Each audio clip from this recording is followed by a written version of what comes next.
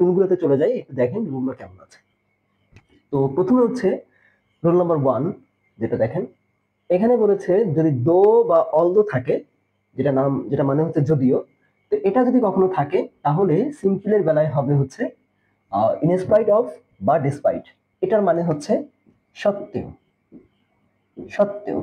আর এর সাথে আসবে হচ্ছে ভার্বের সাথে আইএনজি বা বিং বা হ্যাভিং, বুঝতে পেরেছেন?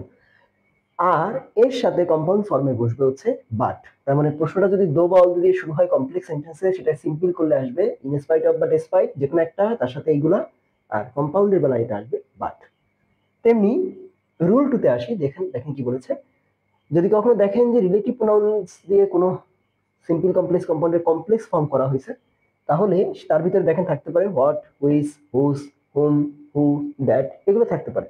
এগুলো যদি থাকে তাহলে এই সিম্পলের বেলায় আসবে হচ্ছে ভার বা ভার্বের সাথে আইএনজি বা বিং বা বিকজ অফ, তার সাথে হচ্ছে বিং বা ভার্বের সাথে আইএনজি। বুঝতে পেরেছেন? এগুলো আমি পরে আপনাদেরকে এগুলো যখন ব্যাখ্যা দিব তখন বুঝিয়ে দিব ইনশাআল্লাহ। আর কম্পাউন্ডের বেলায় আসবে হচ্ছে এন্ড। ঠিক আছে? এবার আসেন রুল নাম্বার 3, তাতে আছে দেখেন অ্যাজ বা সিন্স, অর্থাৎ এটা মানে হচ্ছে যেহেতু।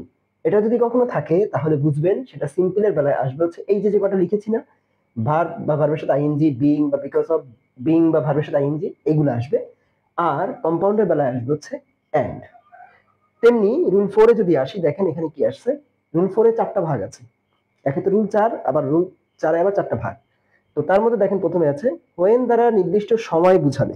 এটা যদি কখনো বুঝায়, অর্থাৎ ধরেন আপনি হোয়েন দিয়ে কোনো একটা নির্দিষ্ট সময় বুঝাচ্ছে, এটা যদি কখনো হয় তাহলে সেটা কমপ্লেক্সে সরি, তাহলে সেটা সিম্পলের বেলায় আসবে হচ্ছে অ্যাট প্লাস সেই সময়টা, অর্থাৎ যে সময়টা বোঝানো হয়েছে সেই সময়টা বসবে।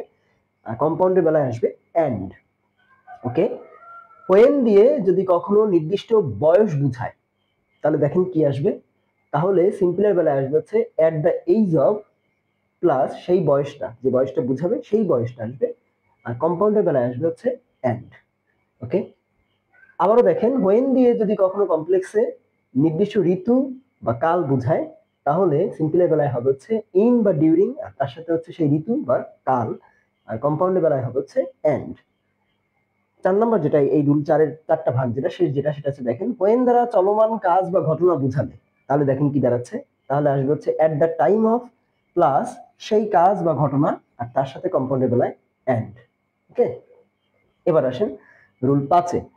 রুল 5 এ বলেছে যদি কখনো কোনো সেন্টেন্সে দেখেন সো ডট ডট দ্যাট, অর্থাৎ সো এরপর একটা অ্যাডজেক্টিভ, তারপর হচ্ছে দ্যাট, এটা যদি কখনো